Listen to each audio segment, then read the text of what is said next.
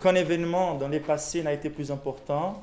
Aucun événement dans les futurs ne sera plus important que ces moments qui vont réconcilier l'histoire et l'univers avec Dieu. Ces moments qui l'Église avant les Christ, le peuple de Dieu avant les Christ pointait en vers et que l'Église après les Christ pointe en arrière. C'est vraiment la plénitude des temps et nous sommes devant ces moments si déterminants, si importants. Nous avons considéré un peu de ces processus qui amenaient Jésus jusqu'à la croix dans les chapitres 14 et dans les chapitres 15. Et aujourd'hui, on sera encore un peu plus littéralement dans les chemins qui mènent à la croix. Donc Jésus vient d'être jugé, il est battu par des verges et il est livré pour être crucifié. Et donc c'est quelque chose qui se passe entre sa condamnation et les moments où il sera vraiment crucifié. Et donc ce qu'on voit ici, c'est vraiment l'aspect extrême de sa souffrance physique et l'aspect extrême de son humiliation, de l'humiliation de sa dignité, du mépris de Jésus. Et les grands débats ici, ou les centres de la discussion que Marc veut vraiment mettre en avance, c'est l'identité de Jésus. Donc il est méprisé, il est accusé pour se faire roi des Juifs, pour une espèce d'insurrection aussi contre Rome, qui était celle qui dominait les peuples juifs dans cette époque. Donc, il y a cette accusation où Jésus serait un roi non légitime qui voulait prendre les contrôles du peuple juif, ce qui est complètement contraire à la manière de Jésus de se porter, même si ce n'est pas contraire à la vraie identité de Christ en tant que roi, non seulement des Juifs, mais les rois de l'univers. Et c'est ça qui Marc veut convaincre ses lecteurs, ou rassurer la foi de ses lecteurs, l'Église qui se trouve à Rome. Il est en train d'écrire son évangile pour l'Église, ou les convertis, les récents convertis de Rome, en racontant l'histoire de Jésus, et notamment la crucifixion de Jésus. Et ici, donc, nous sommes devant ces dilemmes. Mais comment on peut appeler roi un homme qui a été si tant humilié, un homme qui a été si tant battu, méprisé, un homme qui a été si tant fragilisé?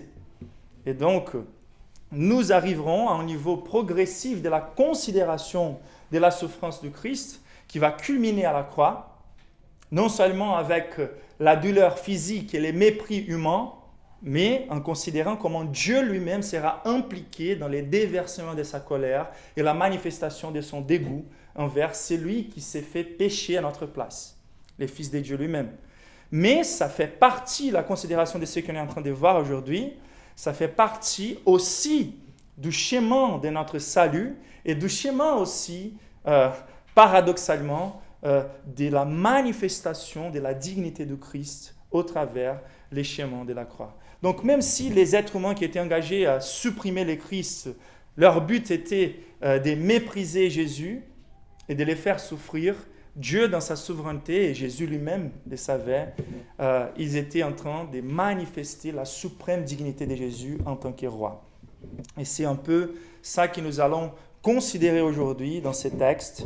Jésus, de manière volontaire, résolue, non résistante, était en train de manifester que par les moyens de se livrer au chemin de la croix et traverser triomphant les chemins de la croix, il n'était pas en train de diminuer sa dignité, il est en train de manifester de façon suprême sa dignité. Donc les chemins de la croix est un chemin d'humiliation, est un chemin de souffrance, mais a été un chemin parcouru par quelqu'un qui l'a traversé de façon sobre, de façon résolue, déterminée et triomphante. Il a été traversé par quelqu'un qui a manifesté la posture d'un héros. La posture d'un héros qui vient délivrer son peuple contre les plus grands ennemis qui n'a jamais existé. Et donc, on a vu que dans les Gethsémani, lorsqu'on a considéré les prières et l'angoisse de Jésus à Gethsémani, on a vu que dans cette prière et dans cette angoisse, Jésus était en train de goûter l'aspect un peu plus spirituel de la souffrance. Et cela a touché son corps, il a transpiré du sang, il était épuisé. Mais la chose qu'il a vue devant lui, c'était vraiment les sommets de sa crucifixion. C'était la colère et les dégoûts de Dieu déversés contre lui à notre place. Et c'est pour ça que dans les Gethsémani, lorsqu'on est en train de considérer l'aspect d'expiation, l'aspect spirituel proéminent de la souffrance de Christ, l'aspect substitutif, c'est là on va voir comment Marc va mettre beaucoup d'emphase et donner beaucoup de détails de quel genre de souffrance Jésus est en train de passer. Ce qui est intéressant ici, c'est que Marc il est très objectif dans la description des souffrances physiques et de l'humiliation de la part des soldats romains. C'est pour laisser clair pour nous que même si ces choses-là ont fait partie du travail substitutif de Christ, ce n'était pas la chose principale que Jésus était en train de souffrir à notre place. Les sommets, on verra ensemble, ça va se passer à la croix, lorsque Dieu va plus directement déverser sa colère, sa juste colère, qui devrait retomber sur nous en lui. Mais chaque partie de la souffrance de Jésus vise à communiquer quelque chose de spirituel envers nous. Et c'est réel, cette souffrance physique de Jésus que nous verrons ici, aussi que son humiliation. C'est-à-dire que la souffrance de Jésus est... On va montrer comment Jésus, de façon intégrale, dans l'âme et dans les corps, et aussi spirituellement, il a dû subir à notre juste punition, à notre place. Donc ici, nous sommes devant la souffrance physique à l'extrême et devant les mépris de sa dignité à l'extrême. On voit les soldats romains participant aussi de la décision de Pilate, du Sanhédrin et du peuple, de cette souffrance physique de Jésus et ces mépris de sa dignité.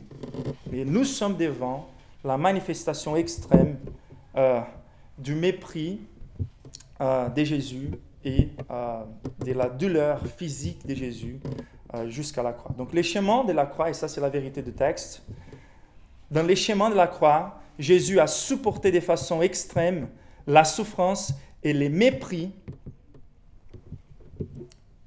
pour pouvoir révéler de façon suprême sa dignité en tant que roi sauveur. D'accord ? Nous allons nous plonger dans cette vérité.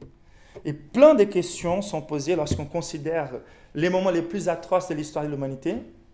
Quand on considère la manière dont Jésus a été méprisé et les temps qu'il a souffert, on peut se demander par exemple comment la méchanceté de l'homme peut arriver à un tel point. Car nous pouvons être étonnés et choqués avec certains moments de l'histoire lorsque l'homme a été tellement créatif dans la manière dont ils ont développé des systèmes de torture ou dans la manière dont ils ont pu exterminer des ethnies, ou la manière dont l'homme exploite l'homme, ou les malheurs qu'il provoque aux animaux. Et des fois, nous sommes étonnés, on se dit, mais comment l'être humain peut provoquer si tant de mal à des êtres si innocents? Mais on ne pourrait jamais considérer les sommets de la méchanceté humaine si on n'était pas en train de contempler ce qui se passe avec Jésus. Car ici, nous ne sommes pas devant une personne simple des biens, nous sommes devant les rois de l'univers, les créateurs de l'univers. Donc comment l'être humain peut arriver à être si méchant? Et comment, et c'est ça les merveilleux mystères dont on a chanté, mais comment Jésus a pu traverser, en étant lui-même le roi, comment il a pu traverser toute cette souffrance sans rien dire, de façon si sereine, de façon si sobre? Comment il a pu ne pas réclamer sa justice, son droit, ou se défendre des accusations? Et donc, pourquoi il y a tant de souffrances injustes dans le monde? Toutes ces questions-là qui vont tourner autour de ces textes seront comprises. Car lorsqu'on se demande où était Dieu lorsque les justes a souffert, on va dire qu'il était en train de souffrir encore pire qu'eux. Donc Jésus a souffert pire que les plus innocents, et il a souffert aussi pour les pires des plus injustes.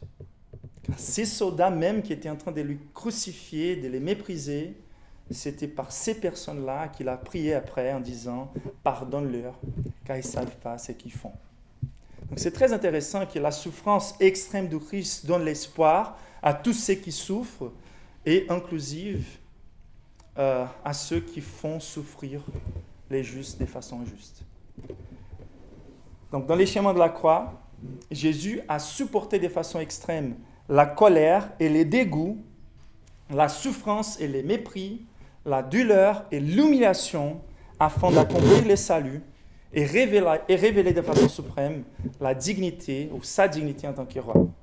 Donc, quand on contemple les scènes qu'on est en train de contempler, la tentation ou la tendance que nous avons, c'est de tourner les visages.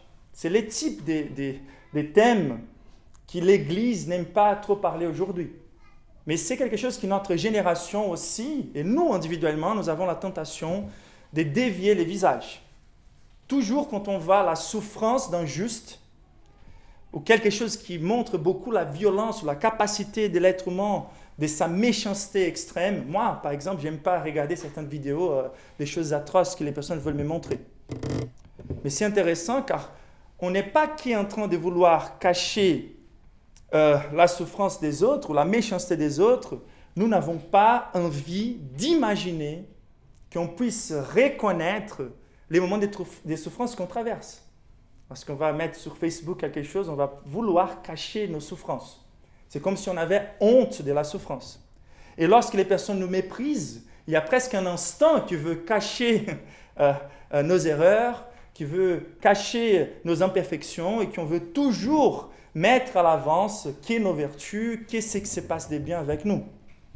Donc nous n'aimons pas en fait la considération de toucher à l'aspect du fait que l'humanité, elle souffre, que l'humanité est méchante, est violente, et surtout, on ne veut pas traverser les moments de honte dans nos vies.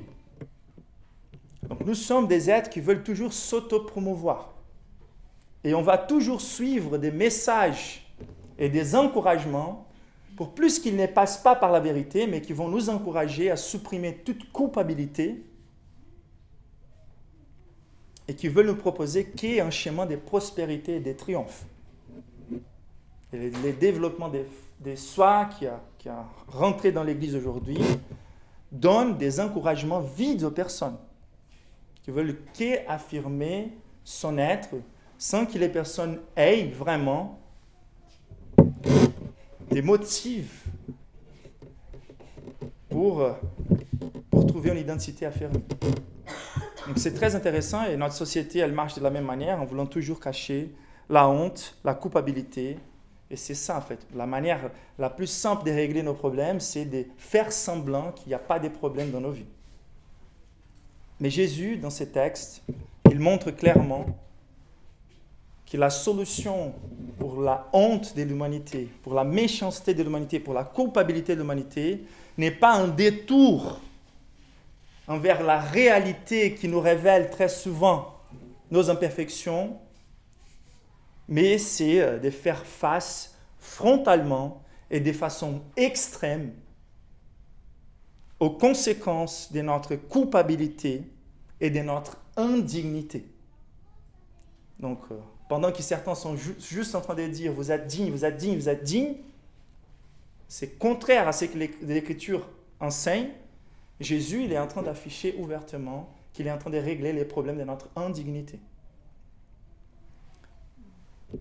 Et toujours quand la société et l'Église veulent justifier les personnes, non par les moyens de payer la punition et la dette que nous avons envers Dieu, mais juste en disant vous êtes innocent, c'est le système qui a corrompu, vous êtes innocent, innocent, innocent. Jésus est en train de montrer le contraire. Nous sommes une race de crimineux en potentiel, des crimineux. Et c'est comme ça que la Bible nous traite. Notre problème, c'est un problème de culpabilité et c'est un problème d'indignité. Et c'est ça que Jésus est en train de traiter ici.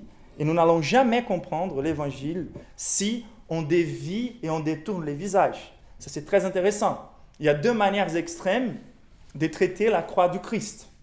J'aime bien que la croix protestante, la croix réformée, est vide. Car ça veut communiquer que notre héros, notre roi, Jésus, il est ressuscité. C'était suffisant, c'était efficace, c'était un sacrifice parfait. La croix catholique, elle garde encore Jésus crucifié. Le problème, c'est que ce n'est pas pour qu'on médite, en fait, dans la souffrance, car il nous faut méditer, mais c'est pour suggérer qu'on a toujours besoin, à plusieurs reprises, de nous sacrifier ou de compléter les souffrances de Jésus. La croix protestante, elle veut montrer un Jésus victorieux, qui a réussi, qui a ressuscité, qui est à la droite du trône de Dieu. Mais nous, on veut dévier les visages des moments atroces. Ce n'est pas un contenu intéressant pour les églises aujourd'hui. On va plutôt faire usage des divertissements, oublier nos problèmes. Mais la réalité, c'est que les protestants ne doivent jamais tourner les regards, car même si la croix est vide, la croix, elle est là. Et il nous faut nous plonger. La croix est le sommet de la manifestation de la gloire de Dieu. C'est Dieu en réglant notre problème de culpabilité et d'indignité. Et donc, cette humiliation et cette souffrance, ces schémas de la croix, a pour but de révéler la dignité suprême de Jésus en tant que notre Sauveur. Et nous allons poser 3 questions à ces textes ou à cette vérité. C'est pourquoi Jésus a dû souffrir de manière si extrême et être humilié de façon si extrême. La deuxième question, c'est comment Jésus a pu triompher contre la souffrance et la honte si extrême. Et la troisième question, c'est comment nous pouvons jouir de cette conquête de Christ sur la honte et sur la souffrance.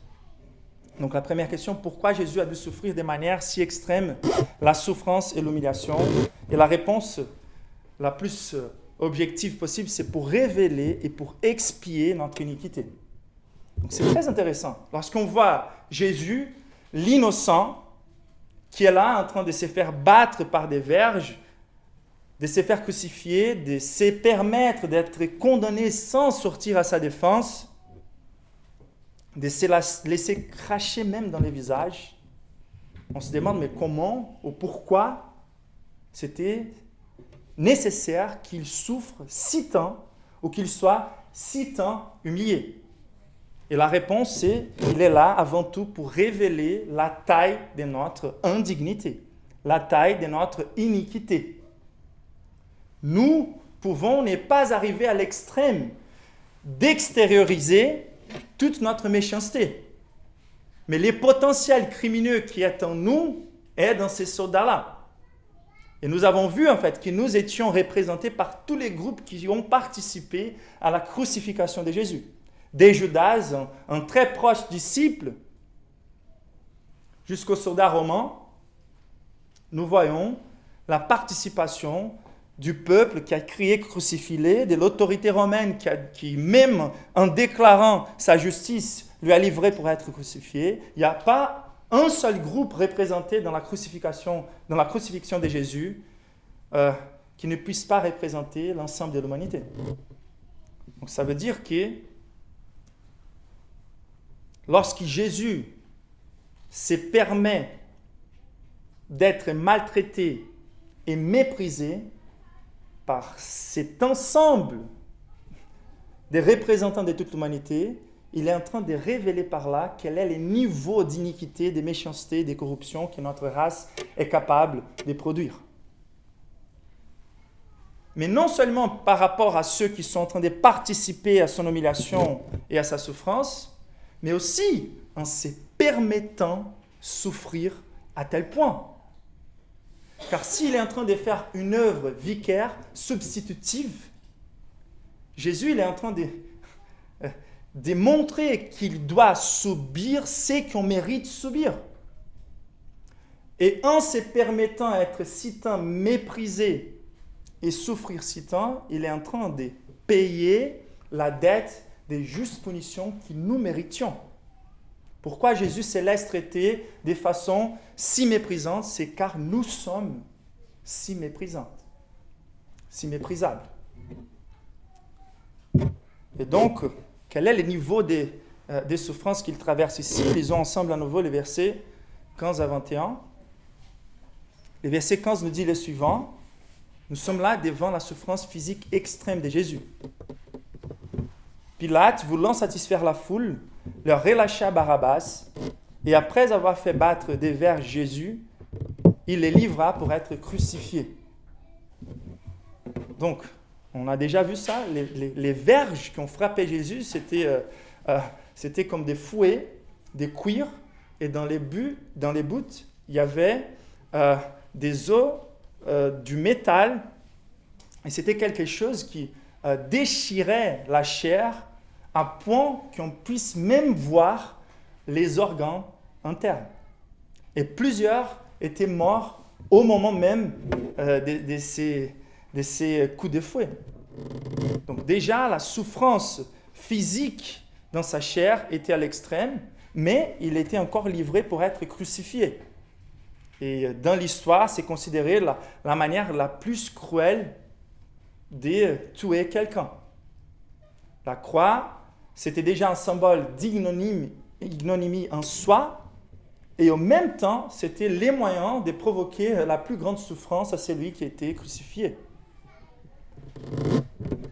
Et donc, verset 16 nous dit que les soldats conduisirent Jésus à l'intérieur de la cour, c'est-à-dire dans les prétoires. Donc, c'était là où on était dans la maison des Pilates. C'était quelque chose plutôt en privé, entre la garde romaine qu'ils allaient faire. Ils allaient se divertir avec Jésus, mépriser de Jésus en les provoquant encore plus des souffrances. Verset 17, ils les vêtirent de pourpre et posèrent sur sa tête une couronne d'épines qu'ils avaient tressée.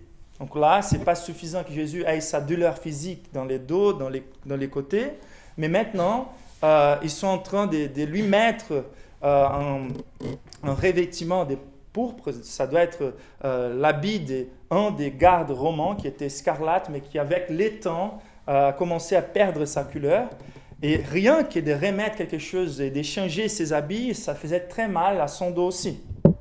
Posèrent sur lui une couronne d'épines, donc les épines vraiment pour frapper encore plus son visage. Et donc on commence à imaginer les sangs qui coulent par les rayures dans sa tête. Et donc ensuite, le verset 19 nous dit qu'ils lui frappèrent la tête avec un roseau. Donc il avait un bâton qui, pour blaguer avec Jésus, devait servir comme un sceptre, car ils étaient en train d'accuser Jésus d'être roi. Et chacun de ces hommes de la garde romaine venait avec les bâtons que Jésus même tenait et frappait Jésus dans sa tête pour que ça cause encore plus de blessures dans sa tête et que les sangs commencent à couler encore plus. Et ensuite, le verset 20, ils lui ôtèrent la pourpre, lui remirent ses vêtements et l'amenèrent pour être crucifié. Et ils forcèrent, verset 21, à porter la croix de Jésus en passant. Et pourquoi c'était nécessaire qu'en passant porte la croix pour Jésus? C'est car nous sommes devant l'épuisement physique du Christ, la douleur, la souffrance. Il ne pourrait plus se tenir. Et il avait besoin forcément que quelqu'un qui soit en train de passer lui aide à porter la croix. C'est intéressant car on peut imaginer que cet homme-là qui a été forcé à pousser la croix, il a été privilégié dans le sens où il est en train de diminuer la souffrance du Christ. Mais les textes ne visent pas à montrer la diminution de la souffrance du Christ. Les textes visent à montrer les niveaux extrêmes de la souffrance physique de Jésus à point qu'il a eu besoin de quelqu'un pour porter la croix avec lui. Et plus que ça, que n'importe quelle personne qui pense qu'elle n'a rien à voir avec la crucifixion du Christ, cet homme qui était en train de revenir du champ pour entrer dans la ville, et c'est très symbolique le fait qu'il ait dû participer aussi à la croix du Christ. Donc peu importe si vous imaginez que vous ne participez pas de la crucifixion de Jésus, nous sommes tous coupables de ce qui s'est passé avec les fils de Dieu au calvaire. Cet homme-là n'était pas en train d'aider Jésus à s'en sortir de la croix, il était en train d'aider Jésus à marcher vers la croix. Et donc, c'était plutôt pour révéler l'épuisement de Jésus. Et si on imagine ce que Jésus a vécu dans ces 15 heures, l'atmosphère tendue dans la chambre haute, juste à la veille de la trahison de Judas, en ayant la dernière Pâques avec les disciples, sachant que Jésus lui-même serait cet agneau pascal qui serait livré bientôt. Donc la nuit d'avant, il était là, il a été trahi par Judas, il a vécu cette nuit blanche en priant au Gethsémani. Ensuite, ses disciples, dans son arrestation, lui ont tous abandonné. Il a été jugé de façon hypocrite par les Sénédrins.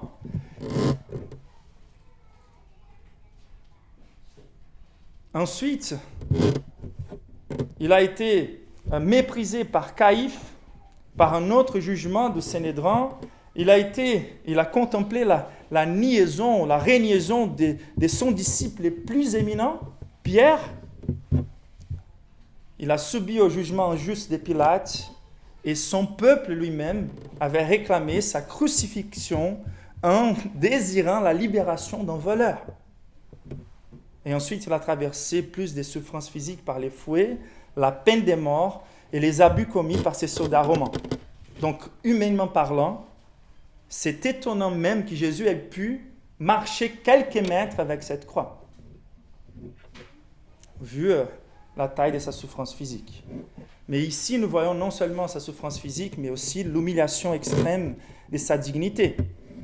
Et dans l'humiliation extrême de sa dignité, on voit dans ces mêmes versets déjà que les peuples préfèrent les voleurs, les rebelles, les crimineux condamnés, justement Barabbas au lieu de Christ. Et ça parle tellement de notre nature, qui est tellement attachée à l'injustice, qui pour se justifier va toujours tordre la justice.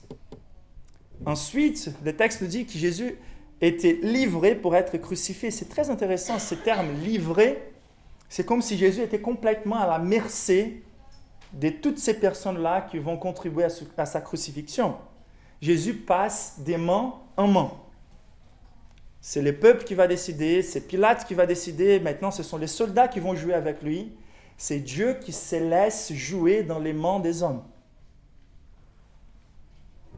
Et Dieu, en étant méprisé, comme Ésaïe 53 nous dit clairement, il a été livré comme une brebis pour être immolé. Verset 17 nous dit qu'ils l'ont revêti de pourpre et posèrent sur sa tête une couronne d'épines. Donc là, c'est plutôt l'aspect mépris qu'on va regarder. C'est pour faire semblant qu'ils étaient devant un roi. Et donc, ils avaient tressé eux-mêmes une couronne d'épines au lieu des feuilles qui honoraient les rois, les lauriers, c'est comme ça que vous dites. Et c'est très intéressant de remarquer dans ces passages, certains commentaristes vont montrer en fait que cette humiliation de sa dignité en tant que roi fait référence au fait que Jésus lui-même, en tant que rédempteur, non seulement de l'humanité déchue, mais aussi de l'univers, ces épines qui vont apparaître après la chute, après la condamnation d'Adam, seront mises sur sa tête comme la couronne pour représenter aussi les rois rédempteurs, non seulement de son peuple, mais de l'univers. C'est très intéressant de voir comment l'humiliation de sa dignité était vraiment représentative dans cette notion du rédempteur de la création. Verset 19 nous dit qu'il lui frappait la tête avec un roseau.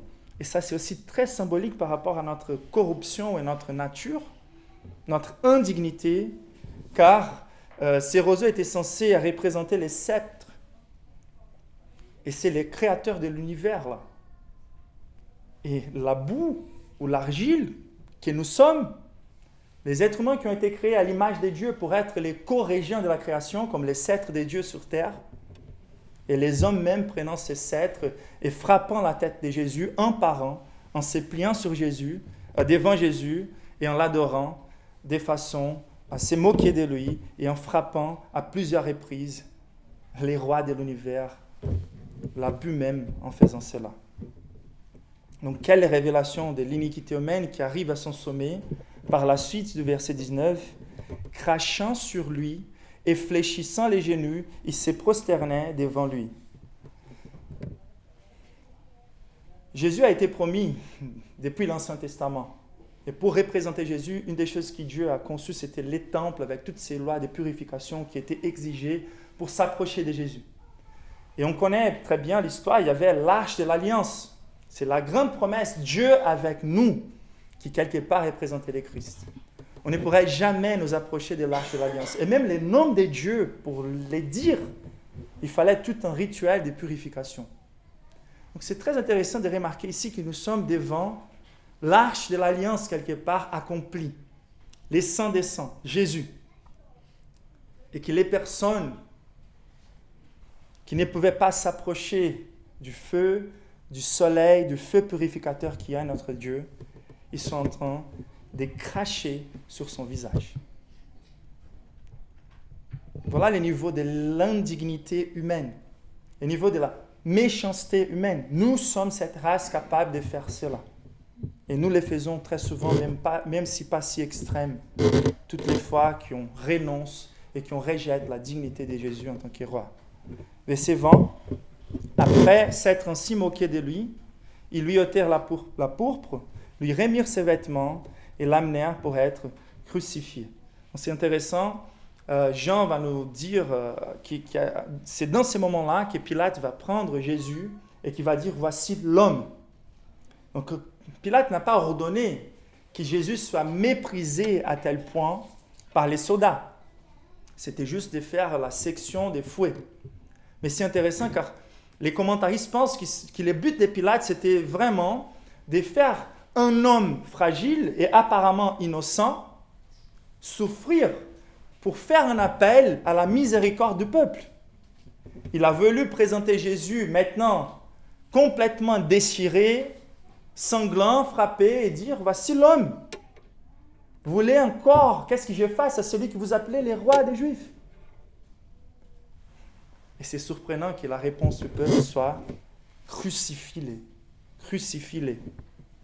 C'est le sommet de l'expression de l'iniquité humaine qui a pour but, dans ces passages, communiquer que Jésus était en train de révéler notre indignité extrême et en train de révéler notre méchanceté extrême. Le péché, il touche toujours ces deux dimensions. Nos transgressions qui méritent une juste punition et notre indignité ou notre corruption naturelle qui fait que Dieu ait du dégoût envers nous à cause de notre rébellion. Donc nous ne sommes pas pécheurs car nous commettons des transgressions, nous sommes des transgresseurs car nous sommes des pécheurs. Et la Bible elle est très claire quand elle explique quelle est la condition humaine présente. Ce sont ceux qui s'enfuient de Dieu et qui suppriment la vérité de Dieu. Nous sommes tous des criminels devant Dieu et tous indignes. Et la façon la plus claire dont cela est affiché est par la manière dont on traite les choses de Dieu. Et donc cette révélation de notre indignité extrême nous montre aussi notre culpabilité extrême et les besoins d'une expiation extrême. Et c'est pour ça que Jésus est en train de souffrir, non seulement pour révéler notre condition, mais pour souffrir à notre place, notre condamnation et les dégoûts que nous méritons pour pouvoir être capable de nous sauver. Et donc, la Bible nous dit clairement que Dieu, il abomine les péchés aussi que les pécheurs. C'est intéressant, Jean 3,16, on est devant un des versets les plus glorieux de la Bible qui nous dit « Dieu a tant aimé le monde ». Donc Dieu aime les pécheurs, mais ça c'est une partie de la vérité. Il aime les pécheurs, et comment il manifeste cela? En pourvoyant un moyen pour les sauver, pour les changer. Donc ce que Dieu aime dans les pécheurs n'est pas les péchés en soi ou sa nature pécheresse. C'est son potentiel de restauration qu'il pourvoit en Christ. C'est l'image de Dieu qui reste encore en lui. Mais c'est intéressant car au verset 36, il dit « Celui qui croit au Fils a la vie éternelle, mais celui qui ne croit pas au Fils ne verra point la vie, mais la colère de Dieu demeure sur lui. » Donc Dieu abomine les pécheurs aussi que les péchés, et la colère de Dieu demeure sur lui, car Dieu est 3 fois saint et nous sommes pécheurs. Et c'est pour ça qu'en Ésaïe 53, nous voyons ces deux dimensions de l'expiation du Christ. Les textes parlent que Jésus a supporté la punition de nos transgressions et il a été en train de supporter aussi l'iniquité de nous tous. c'est à cause de nos transgressions qu'il a été frappé de Dieu, c'était à cause de nos iniquités qu'il a été brisé. Donc, ce double aspect du dégoût de la part de Dieu, et lorsqu'on était en train de considérer les Gethsémani, c'est la même chose. Dieu contemple l'humanité dans son péché, et Dieu a du dégoût, car nous ne vivons pas la vie d'amour qu'il nous a projetée pour vivre. Et non seulement il a du dégoût ou manque de plaisir ou de l'abomination envers nous, mais il a aussi une demande de justice en étant juge sans parfait qui fait qu'ils doivent punir l'humanité à cause de nos transgressions. Donc transgression et iniquité sont toujours affichées dans cette œuvre expiatoire du Christ qui doit boire cette coupe des colères de Dieu qui la Bible nous montre aussi comme la coupe de la honte. Il a été frappé par notre transgression et lui, il a bu cette coupe d'humiliation. Et donc la plus grande souffrance de Jésus n'était pas si tant physique ou la douleur, mais c'était surtout et avant tout lui qui est la prunelle des yeux du Père, en ayant été regardé par le Père lui-même comme l'être le plus dégoûtant de l'univers. Et la façon dont il est traité ici, craché, n'est qu'une petite représentation et un symbole de ce dégoût de Dieu qui serait déversé envers lui lorsqu'il était en train d'apporter sur lui notre méchanceté, notre iniquité. Donc pourquoi Jésus a souffert si tant de douleurs et d'humiliations? Pour révéler notre méchanceté, notre iniquité, et pour expier notre iniquité et notre méchanceté. Et c'est à nous, au lieu de vouloir nous détourner de cette vérité qui parle de notre nature en tant qu'être humain, c'est à nous d'assumer notre participation dans la crucifixion du Christ, de nous repentir à cause du mépris envers Dieu, envers le Christ, et de toutes les douleurs qu'on a pu lui causer à cause de nos péchés. Donc la première question est répondue. Dieu a souffert si tant, Jésus a souffert si tant pour révéler et expier notre iniquité.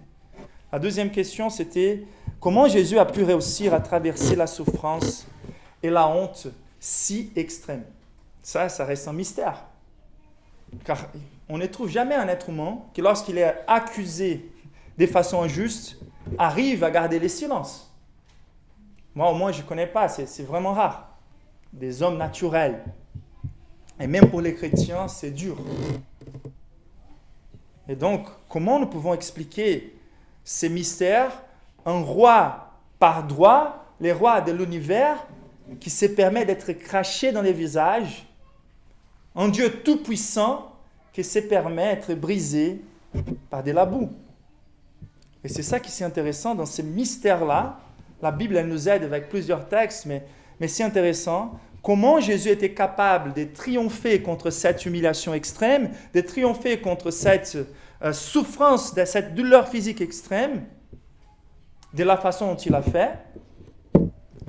Donc comment, humainement parlant, comment en tant qu'homme surtout, Jésus a pu traverser cette souffrance, mais aussi comment est-il possible qu'un seul homme, Jésus, puisse expier nos fautes si nous sommes des myriades et des myriades de personnes qui participent à cette indignité et culpabilité. Ça, c'est la grande question de l'Évangile.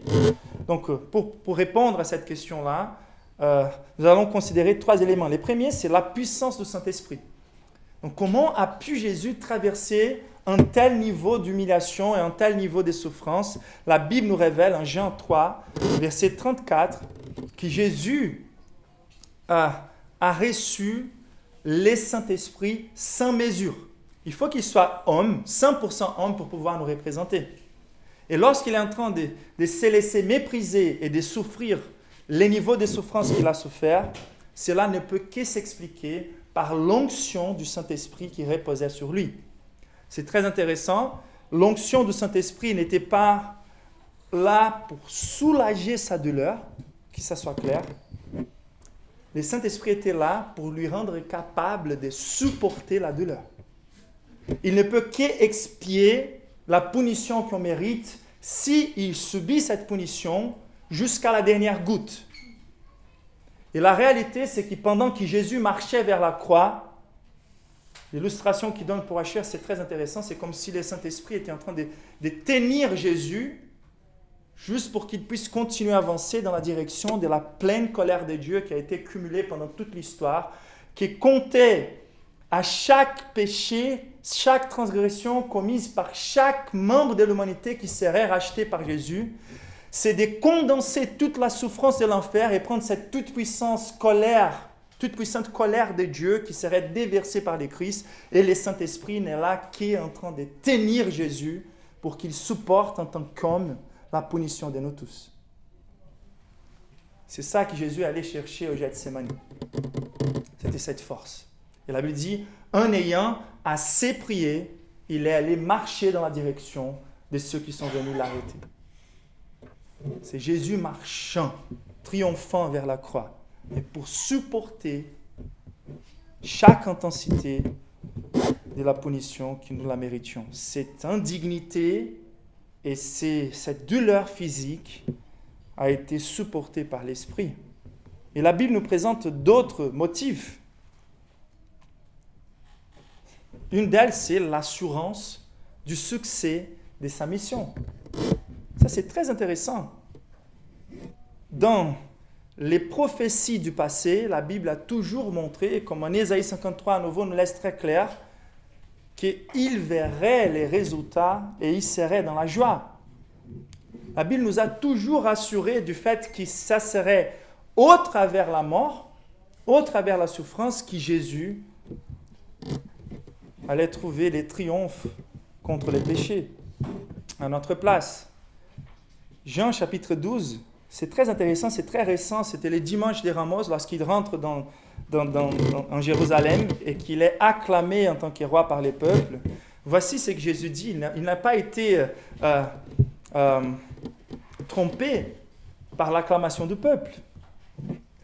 Jean 12, verset 23 nous dit le suivant, « L'heure est venue où le Fils de l'homme doit être glorifié. » Et ce qu'il dit en suivant, « En vérité, je vous l'ai dit, si les grains de bleu qui est tombé en terre ne meurt pas, il reste seul. Mais s'il meurt, il porte beaucoup de fruits. » Verset 27. « Maintenant mon âme est troublée. Et que dirais-je? Père, délivre-moi de cette heure. Mais c'est pour cela que je suis venu jusqu'à cette heure.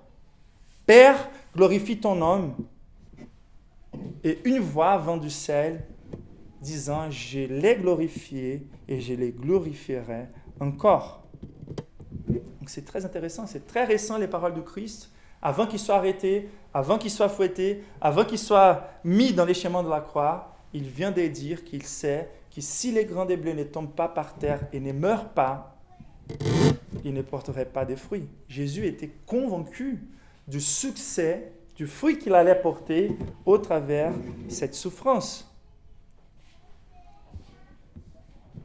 Et c'est Hébreux chapitre 12, verset 2 qui nous laisse encore plus clair cette raison ou cette assurance de succès, car l'auteur d'Hébreux nous dit le suivant, Jésus, le chef et consommateur de la foi, qui, en vue de la joie qui lui a été réservée, a souffert la croix et méprisé l'ignominie.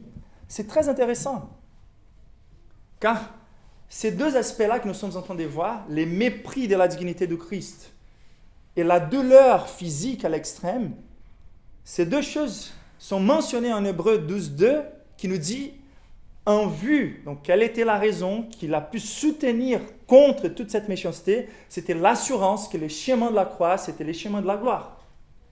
Il dit le suivant, en vue de la joie qui lui a été réservée, il a souffert la croix, douleur physique, et méprisé l'ignominie, les mépris de sa dignité. Et quels étaient les résultats? Et c'est assis à la droite du trône des dieux. Donc, avant qu'il traverse la croix, il savait que la croix, c'était les chemins pour les trônes, pour les saluts, pour la réussite. Mais il y a une réponse encore plus glorieuse. Comment Jésus, en tant qu'homme, a pu tenir un tel niveau de mépris, un tel niveau de souffrance physique? Et la réponse, c'est car Jésus était conscient de sa dignité. Il savait qui il était. Il connaissait son identité. Vous voyez, l'un des plus grands problèmes de notre génération des chrétiens, c'est qu'on voit beaucoup de monde luttant contre les manques d'estime de soi, des maladies de notre génération. On n'a pas une identité ferme, la valeur de soi, etc. Et les églises ne font qu'émettre l'emphase sur ces points-là. Mais l'intéressant ici, c'est que nous ne pouvons jamais développer nous-mêmes à point d'être satisfaits avec nous-mêmes.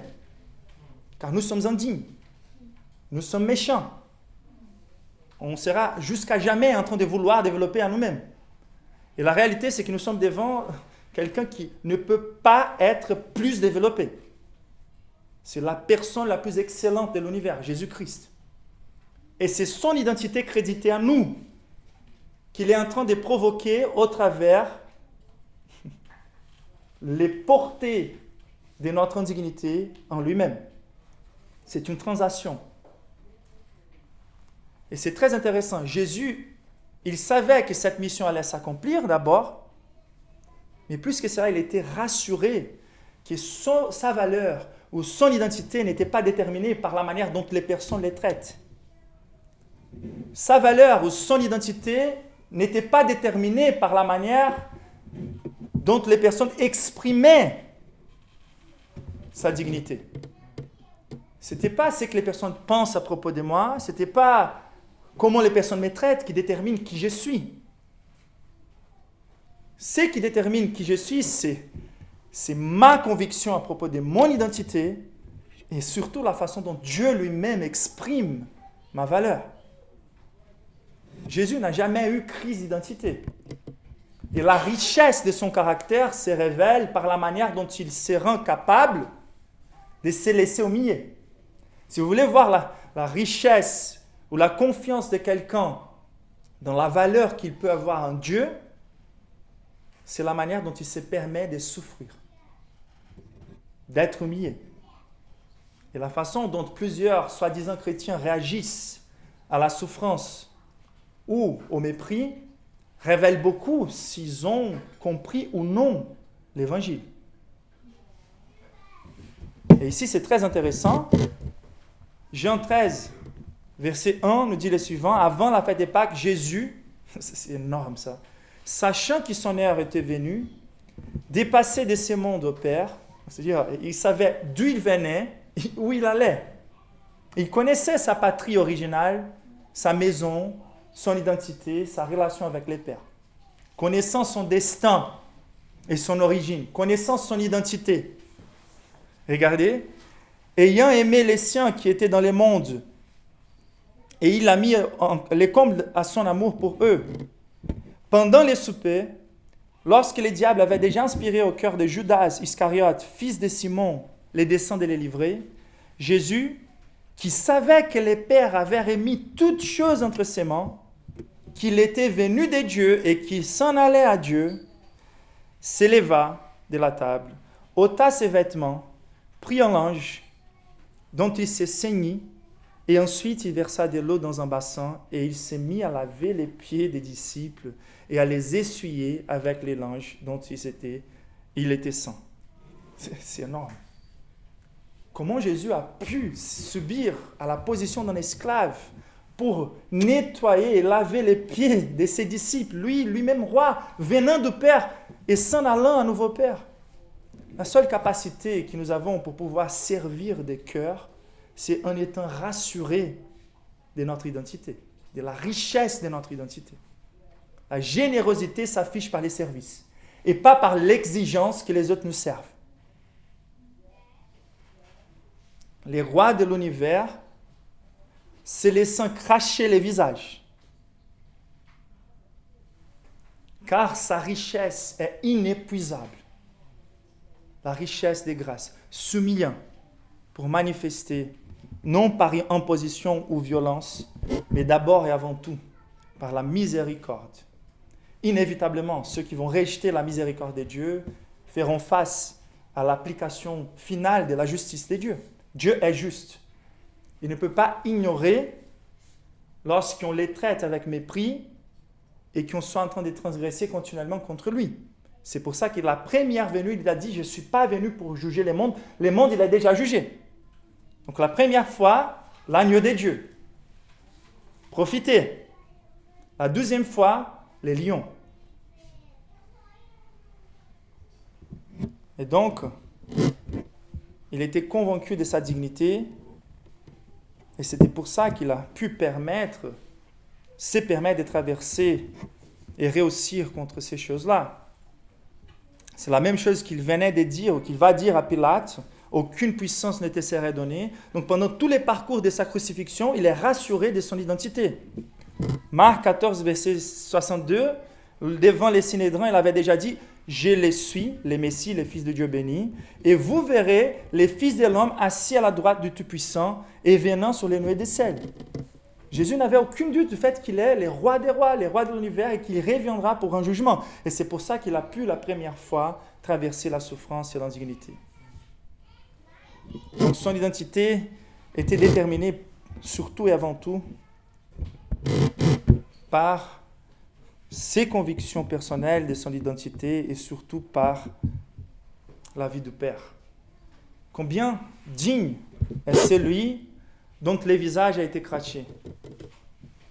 Je vais vous donner quelques versets bibliques ou une perspective biblique de considérer la dignité du Christ. La Bible dit qu'il est les distingué d'entre 10 000. L'apôtre Pierre nous présente Jésus comme le Christ, le Fils de Dieu vivant. L'apôtre Jean nous présente Jésus comme la parole qui s'est faite chair. L'apôtre Paul va nous dire qu'il est l'image de Dieu invisible, le premier-né de toute la création. L'auteur d'Hébreux a identifié Jésus à la fois comme en étant le rayonnement de la gloire de Dieu et celui qui participait de la chair et du sang. Thomas, après avoir touché le Christ ressuscité, a dit de manière mémorable « Mon Seigneur et mon Dieu ». Ésaïe, lorsqu'il a vu le Christ, la gloire du Christ dans une vision, il lui a présenté comme le roi, l'Éternel des armées. Et Jésus lui-même ne nous a pas laissé sans une révélation claire de son identité. Il se présente comme le pain de la vie, la lumière du monde, la porte, les bons bergers, la résurrection et la vie, les chemins, la vérité et la vie, la vraie vigne. Et lorsqu'il parle en Jean, je suis, il est en train de prendre les noms de Dieu lui-même pour se déclarer comme l'Éternel. Les Écritures nous présentent aussi Jésus comme enseignant, prophète, fils de David, les serviteurs du Seigneur, les fils de l'homme, les seigneurs, l'agneau de Dieu qui ôte les péchés du monde, les saints de Dieu, les commencements et la fin, souverain sacrificateur, les vivants, libérateurs, étoile brillante du matin. Et comme Jean nous dit que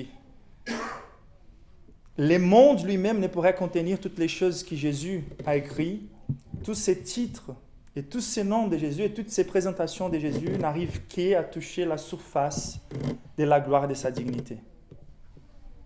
Il a les noms qui est sur tout autre nom. Et rien que de prononcer les noms de Jésus devrait apporter une douceur dans nos bouches plus élevée que les miennes. Et nous voyons notre race crachant son visage. Mais aucune chose ne peut mesurer plus la dignité du Christ que les déclarations du Père envers lui.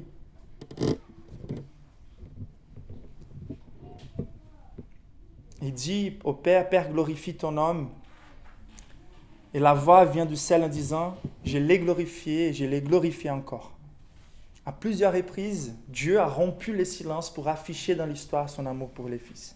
Si vous voulez juger quelle est la chose la plus appréciable de l'univers, ce n'est pas en faisant des comparaisons de nos goûts. Il faut demander à l'être qui est à l'origine de cet univers, quelle est la chose la plus appréciable. Et Dieu le Père est toujours en train de pointer envers Dieu le Fils. Si Dieu lui-même a le suprême plaisir dans son Fils, il n'y aura aucune chose dans cette vie qui pourra remplir votre cœur plus que le Fils.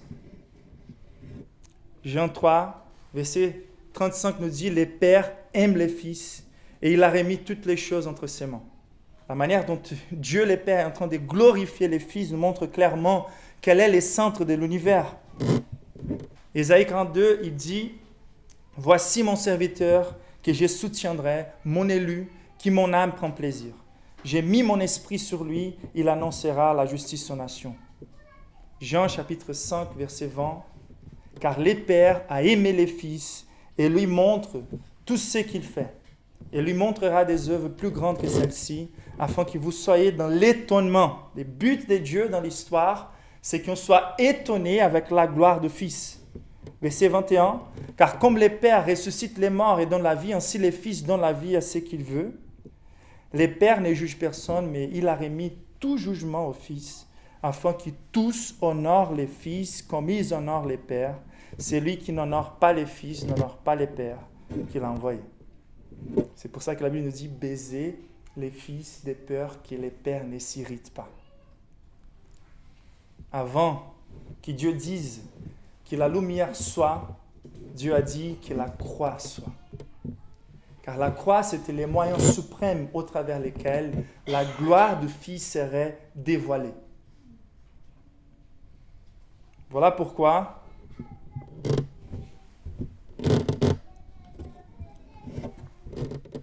il est capable de sauver des myriades de transgresseurs. Nous ne sommes pas devant un seul homme qui ait pu obéir parfaitement à la loi pour nous remplacer. Il est la prunelle des yeux du Père. Il est mon Fils bien-aimé en qui j'ai mis toute mon affection. Toute l'affection du Père a été mise sur le Fils. Une seule goutte du sang du Christ est capable de sauver des myriades et des myriades d'humanité. C'est pour ça que son expiation doit être mesurée non seulement par la taille de sa souffrance, mais par la taille de sa dignité. Nous n'allons jamais comprendre combien il a souffert si nous ne comprenons pas combien digne il est. Et nous n'allons jamais comprendre combien sa dignité peut remplacer notre indignité si nous ne comprenons pas combien digne il est. Comme on a lu en Colossiens au début de ces cultes, c'est là où on voit clairement la gloire du Fils révélée par la croix. Ce qui Jésus est au-dessus de ce qu'il a fait pour nous. Il ne peut que faire ce qu'il a pu faire pour nous, car il est qui il est. Sa gloire et sa dignité, il est appelé la vie éternelle. Lui-même, il est la vie éternelle. Ça veut dire que si Jésus est la vie éternelle, il n'est pas qu'un moyen vers la vie éternelle. La connaissance de Dieu et la connaissance du Fils est la vie éternelle. C'est la contemplation de la gloire du Fils que Dieu a voulu communiquer au travers la croix. La croix est un moyen vers la connaissance de Dieu, mais la vie éternelle est la connaissance de Dieu. C'est la gloire du Fils qui est révélée comme but et bien suprême, comme vie éternelle elle-même. C'est pour ça que ce puritain Samuel Rutherford a dit le suivant: mettez en un la beauté des 10 000 mondes, des paradis comme les jardins d'Éden. Mettez tous les arbres, toutes les fleurs, toutes les odeurs, toutes les couleurs, tous les goûts, toutes les joies, toutes les douceurs, toute la beauté, tout en un. Oh, quelle bonne et excellente chose serait-ce! Et pourtant, ce serait moins que ces beaux et chers bien-aimés, Christ, comme une goutte de pluie contre toutes les mers, rivières, lacs et fontaines des 10 000 terres. La gloire de Jésus n'était pas méprisée par les chemins de la croix. La gloire de Jésus était affichée à son sommet par les chemins de la croix. Ce que Jésus est beaucoup plus excellent de ce qu'il a fait pour nous. Et ce qu'il a fait pour nous, il n'a que pu faire à cause de ce qu'il est.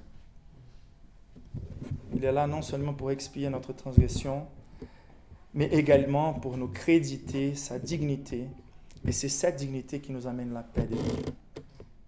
Et c'est à nous de profiter de cette révélation de la dignité de Christ qui commence par la révélation de notre méchanceté. Donc on doit nous repentir et assumer notre identité pécheresse, nous repentir et embrasser par la foi la dignité de Christ qui nous est créditée au travers cette œuvre de Jésus. Et de profiter, comme c'était le cas de cet homme-là, et c'est très intéressant. Verset 21, ils ont forcé un homme appelé Simon de Cyrène, Alexandre, père d'Alexandre et de Rufus. Donc, suivez-moi. Marc est en train d'écrire à l'église qui se trouve à Rome.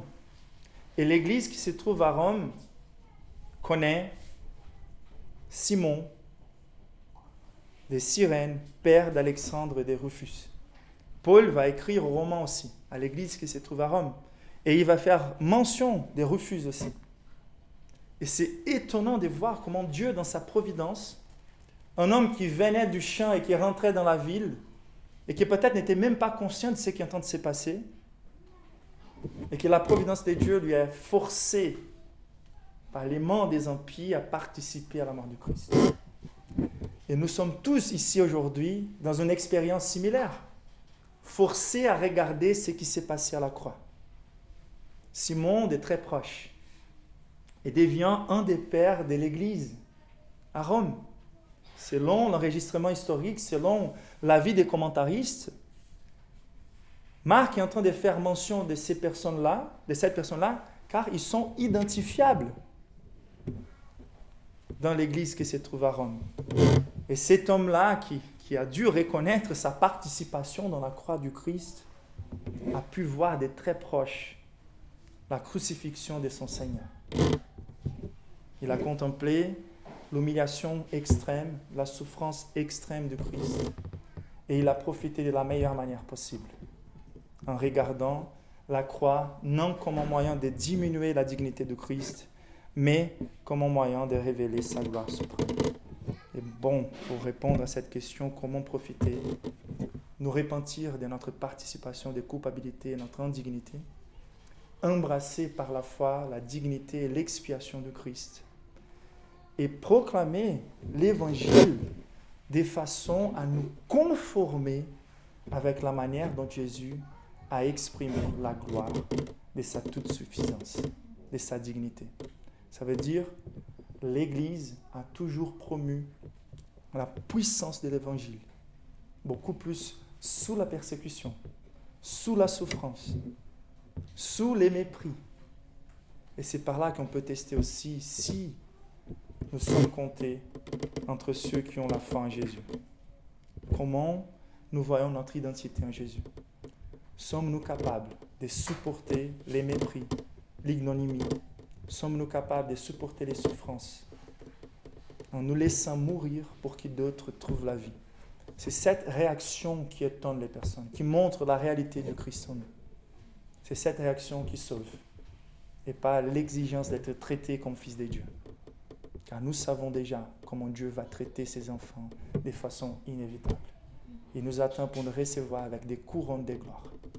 Si du moins nous sommes capables de souffrir comme Jésus un peu de temps. Amen. Prions ensemble.